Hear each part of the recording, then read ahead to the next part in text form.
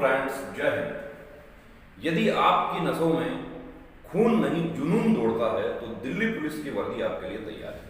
Delhi police का return परीक्षा जो है उसका रिजल्ट आ गया है। कितने कैंडिडेट्स पास हुए हैं, यदि आप पास हो गए हैं तो सबसे पहले तो मैं आपको बधाई देना चाहूँगा कि आपने पहला चरण आपने पास कर लिया। अब क्या होगा, अब कब होगा, कैसे होगा, हाइट। अब देखिए बहुत सारे हमारे साथी ऐसे भी इसमें पास हो गए हैं कि जिनका हाइट पूरा नहीं है। मैं खुद जानता हूँ, पर्सनली जानता हूँ, हाइट नहीं था फिर भी एग्ज़ाम दिया कि सर एग्ज़ाम चेक करने के लिए दे रहे हैं कि हम पास हो जाएंगे, और पास हो गए। हाइट कितना मांगा जाएगा ये आपको पता है कि 170 हाइट होना चाहिए। 170 सेंटीमीटर हाइट है, वो पूरे देश के लिए 170 सेंटीमीटर है। महिलाओं के लिए 157 सेंटीमीटर हाइट है। उससे कम छूट है, किसके लिए छूट है वो आपको बता देता हूँ। आप हिल एरिया से बिलोंग करते हैं और या आप मराठा, डोगरा, गढ़वाली, कुमाऊनी, ये सब विशेष कैटेगरीज हैं, उससे आप बिलोंग करते हैं, या नॉर्थ ईस्ट के आप निवासी हैं, नॉर्थ ईस्ट के स्टेट के लिए वहाँ पे जो है कितना छूट दिया गया है वो आपको बता देता हूँ। उनको छूट दिया गया है इसमें। इसके अलावा जो सर्विंग जो हमारे पर्सनल हैं, दिल्ली पुलिस के रिटायर्ड हैं या मृतक कार्मिक हैं, दिल्ली पुलिस के ड्यूटी पर शहीद हुए हैं दिल्ली पुलिस के कार्मिक, उनके जो बच्चे हैं उनको छूट दी गई है। उसके बावजूद भी यदि हाइट कम है तो देखिए आप फिजिकल की तैयारी ना करें, ये बता देता हूँ आपको। क्योंकि आप ये सोचते हैं कि मैं फिजिकल की तैयारी भी करूँ, जैसे मैं एग्ज़ाम पास कर लिया वैसे भी मैं क्या फिजिकल भी पास कर जाऊँगा, कतई संभव नहीं है। हाइट आपका 170 चाहिए, यदि 169 होता है तो आप फिजिकल के लिए तैयारी नहीं करें। ऐसा नहीं हो सकता कि हाइट में आप पास हो जाएंगे। हाँ, यदि आपका 69.5 आप नाप रहे हैं, आपका 69.5 होता है तो आपका हाइट जो है वो हो सकता है थोड़ा प्रयास करके, थोड़ा सा स्मार्ट वर्क करके, थोड़ा सा यूँ कहें कि उसको आपका जो पोस्चर होता है खड़े रहने का, उससे आपकी हाइट जो है वो पूर्ति हो जाती है। हाइट है, दूसरी बात है सीना। उसके बाद आपका फिजिकल की आपको फिजिकल में क्या होगा। फिजिकल में आपको पता है 1600 मीटर की आपकी रेस होगी। आपका जो 14 फीट का लॉन्ग जंप है और 3 फीट 9 इंच का आपका हाई जंप है। ये किसके लिए? ये उनके लिए है जो 30 साल की आयु तक के हैं। उसके बाद 40 साल वाले और 40 से ऊपर वाले भी हमारे साथी हैं, लेकिन वो 40 से ऊपर वाले कौन हैं? जो ऑलरेडी सर्विस में है, दिल्ली पुलिस MTS स्टाफ वगैरह जो है वो 40 वाले हैं। ये हमारे बहनें जो है उनके लिए 1600 मीटर 8 मिनट में करना होगा, ये आपको पता है। तो रेस से पहले मैं आपको एक एडवाइस देना चाहूँगा। मेडिकल चेकअप देखिए, आपको इसलिए हम एडवाइस करना चाहेंगे कि आप बिल्कुल फ्रेश कैंडिडेट हैं। आपने एक सपना पाला कि मैं वर्दी पहनना चाहता हूँ, लेकिन आपकी बॉडी में कोई ऐसी प्रॉब्लम है कि मेडिकली आप फिट नहीं हैं, मेडिकली आप अनफिट हैं, तो आप वर्दी नहीं पा सकते। आप वहाँ पे आपको वर्दी का रास्ता छोड़ के आपको दूसरा रास्ता आपको चुनना होगा। कैरियर का जो दूसरा विकल्प है वो आपको चुनना होगा। बहुत सारे ऐसे छोटे छोटे पॉइंट्स हैं कि जिनका कोई ट्रीटमेंट नहीं हो सकता। मैं उदाहरण के लिए कहना चाहूँगा कि आपके हाथ में यदि 5 की जगह 6 उंगलियाँ हैं तो उसकी आप सर्जरी करवा के आप फिट हो सकते हैं। लेकिन आपके हाथ की एक उंगली कटी हुई है या आधी कटी हुई है या पूरी ही कटी हुई है या जन्म से ही वो उंगली नहीं है, तो आप वर्दी की आप तैयारी छोड़ दीजिए। आप वर्दी का फॉर्म ही आपको फिल नहीं करना है। वहाँ आप दूसरे तरीके हैं, बेहतरीन तरीके हैं, कैरियर के विकल्प बहुत सारे हैं। आप दूसरे रास्ते पर जाके भी आप वर्दी वालों के साथ काम कर सकते हैं। ऐसा नहीं है कि वर्दी पहन के ही प्रत्यक्ष रूप से आप देश के लिए कुछ कर सकते हैं। आप अप्रत्यक्ष रूप से भी देश के लिए कुछ कर सकते हैं। बहुत सारे हमारे साथी ऐसे हैं कि जो वर्दी नहीं मिली तो उन्होंने कोचिंग स्टार्ट कर दिया और वहाँ वो वर्दी पहन के जो कर सकते थे उससे कहीं ज़्यादा उन्होंने किया। मेडिकल आपको इसलिए एडवाइस करते हैं दोस्तों, पहले आप मेडिकल चेकअप अपना जरूर करवाएं। बहुत सारे मेडिकल के पॉइंट्स ऐसे होते हैं कि जो आपको बाद में हताशा होगी, आपको निराशा होगी कि तो बहुत नॉर्मल सा पॉइंट था, मैं सर्जरी करवा लेता, टैटू आपकी बॉडी पे है, आज ही टैटू को रिमूव करवा दीजिए। टैटू आपका कैसे रिमूव होगा?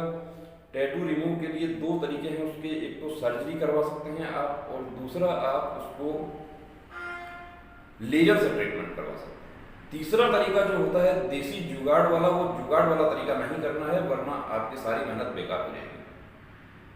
जो चूने से जलाया जाता है, टैटू गोदना बनाने वाले जो लोग हैं वो चूने से जला के उसको हटा देते हैं, लेकिन वो चूने वाला तरीका आपको यहाँ पर नहीं करना है दोस्तों। वो चूने वाला तरीका आपकी सारी मेहनत बेकार कर सकता है। और मेडिकल की मेहनत कब बेकार होगी आपकी, आपको खुद को पता है कि जब आप फाइनल हो जाएंगे, आप फिजिकल भी पास कर लेंगे, उसके बाद आपको पता चलता है कि ये टैटू की वजह से मुझे मेडिकल फ्री मेडिकल मिल गया। तो सबसे पहला काम, अभी यदि आप पास हो गए हैं और आप वर्दी वाकई पहनना चाहते हैं, तो मेडिकल के लिए हम आपको एडवाइस करेंगे। मेडिकल आप जहां भी आप रहते हैं, जिस शहर में आप रहते हैं, वहां पर आप पता कीजिए कि आपके वहां पे कोई फोर्स से रिलेटेड, कोई फोर्स के रिटायर्ड डॉक्टर हो या कोई एकेडमी ऐसी हो जो लोग फोर्स के रिटायर्ड डॉक्टर से आपका मेडिकल चेकअप अरेंज कर सकें। यदि आप हमारे पास मेडिकल के लिए आना चाहते हैं, तो हमारे सेंटर पे रिटायर्ड कर्नल रैंक के ऑफिसर जो हैं आर्मी मेडिकल कोर के, उनके सुपरविजन में कंप्लीट मेडिकल चेकअप आपका करवाया जाता है और पूरा फाइल आपको बना के दिया जाएगा। डॉक्टर जो है वो आपकी हर चीज, आपका X-ray, ECG, blood sugar, urine, complete जांचें आपकी करके देखेंगे। और फोर्स में मैं बता देता हूँ कि जब मेडिकल होता है तो एक मेडिकल ऑफिसर 20 कैंडिडेट का मेडिकल करता है, लेकिन हमारे सेंटर पे कभी भी एक मेडिकल ऑफिसर 5 कैंडिडेट का एक दिन में मेडिकल 5 से ज़्यादा का नहीं करते हैं। वो इसलिए क्योंकि हमें समय ज़्यादा लगता है। तो एक चीज़ आपको चेक करके जो एक्सरसाइज से ठीक हो सकती है, कैरिंग एंगल का छोटा सा पॉइंट आपको बताता हूँ कि वो एक्सरसाइज से ठीक हो सकता है, नौकरी एक्सरसाइज से ठीक हो सकता है। वेरिकोज वेन जो है उसका डॉपलर करवा के आप देख लें, डॉपलर स्टडी टेस्ट, यदि वो नॉर्मल आता है आपको डरने की जरूरत नहीं है। यदि उसमें आता है कि वेरिकोज है, ये वाकई वेरिकोज है, तो उसका भी बहुत शानदार इलाज हो सकता है उसका, लेकिन उसका आपने सर्जरी करवा लिया तो वो सर्जरी जो है वो आपके लिए परेशानी का सबब बन सकती है। ऐसे बहुत सारे पॉइंट है, उसको यदि हम बात करेंगे तो ये वीडियो हमारा खत्म नहीं हो पाएगा। तो फिर मैं शुभकामनाएं देता हूँ हमारे उन भाई बहनों को जो दिल्ली पुलिस में पास हो गए हैं, और अब आपके लिए अगला चरण है। वो अगला चरण क्या है, आपका फिजिकल है, उसके बाद मेडिकल होगा, लेकिन फिजिकल से पहले आप मेडिकल जो है वो जरूर करवा के देखें। और हमारे पास आप आ सकते हैं, हमारा नीचे नंबर जो है डिस्क्रिप्शन में दिया है, उस पर आप बात कर सकते हैं। हमारे सेंटर पे फिजिकल की कंप्लीट सुविधा, उसका हम अभी जस्ट आपके लिए वीडियो बना रहे हैं कि ग्राउंड और जो फिजिकल ट्रेनर वगैरह जो है उससे आपकी बात करवाएंगे, कैसे आपका फिजिकल अरेंज करेंगे, कितने दिनों में आप कर सकते हैं। देखिए फिजिकल, अब आपके मार्क्स बहुत अच्छे हैं तो आप 2 रास्तों पे नहीं चलें, अभी आप सिर्फ एक रास्ते पे चलें कि मैं पूरा फिजिकल जो है, मैं जहां मुझे 6 मिनट में पास करना है, मैं यहाँ पे 5.5 मिनट में पास कर दूंगा दौड़। और दौड़ भी आपको बता देता हूँ, आप चाहे अपने घर पे प्रैक्टिस करें, आप घर पे प्रैक्टिस करते हैं, सुबह 4:30 बजे उठ के आप दौड़ते हैं, लेकिन जब ग्राउंड में आपका फिजिकल आता है, वहां पे दोपहर में आपका फिजिकल आ जाएगा, गर्मी हो जाएगी। ऐसा नहीं है कि आपको सुबह सुबह ही दौड़ाएंगे। फोर्स में किस दिन आपका मेडिकल आता है, उस दिन कैसा वेदर रहता है, कैसा एटमॉस्फेयर रहता है, वो सब पे आपका फिजिकल डिपेंड करेगा। यदि हमारे पास आते हैं तो आपको धूप में 12 बजे भी हम आपको प्रैक्टिस करवा के आपका टाइम निकाल के दिखाएंगे। तो मेडिकल के लिए और फिजिकल के लिए आप हमसे जुड़ना चाहते हैं, बिल्कुल आपका स्वागत है। और यदि आप हमारे पास नहीं आ पाते हैं, दूर आप कहीं रह रहे हैं और ये सब अरेंज नहीं कर सकते हैं, तो भी आपको एडवाइस करेंगे कि आप फिजिकल की प्रैक्टिस करते हैं तो आप दोपहर में भी अपना टाइम चेक करके देखिए। आप जब पूरा कंप्लीट गर्मी होती है 12 बजे के समय, उस समय भी आप अपना मेडिकल चेकअप करके देखिए, सॉरी फिजिकल करके देखिए, ताकि आपको पता हो जाए। क्योंकि सुबह 4:30 बजे तो बहुत अच्छा मौसम रहता है, उस समय तो कोई भी दौड़ लेगा, लेकिन जब मौसम जो है गर्मी हो गई, अभी आपका आएगा तो कम से कम 1 महीना लग जाएगा।